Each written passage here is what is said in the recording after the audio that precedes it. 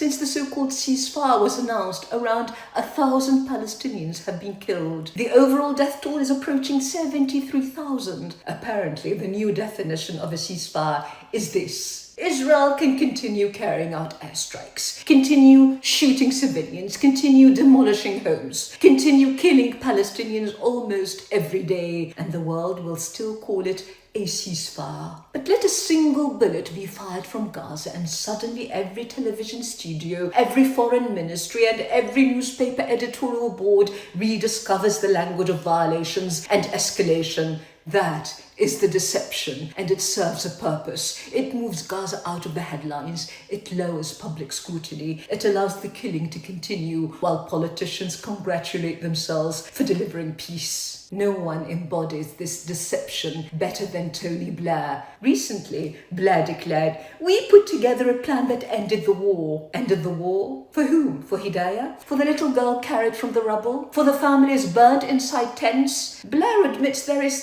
still, in his words, some fighting going on. Some fighting. Remarkable language. Who is fighting whom? Who is carrying out the airstrikes? Who's killing civilians every day? Who is openly discussing the removal of Gaza's population? Blair never says. Instead, he tells us more negotiations are needed. Not with the side carrying out the bombings, not with the side openly discussing permanent occupation. No, the negotiations once again are with the Palestinians. The perpetrator disappears from the story. The victim remains permanently in the dock. That is the purpose of the so-called Board of Peace, not to stop the genocide, but to manage perceptions while it continues. The promises have already collapsed. The international force that was supposed to enter Gaza has vanished from the conversation. The reconstruction plans have failed to materialize. The Financial Times revealed that the fund established to support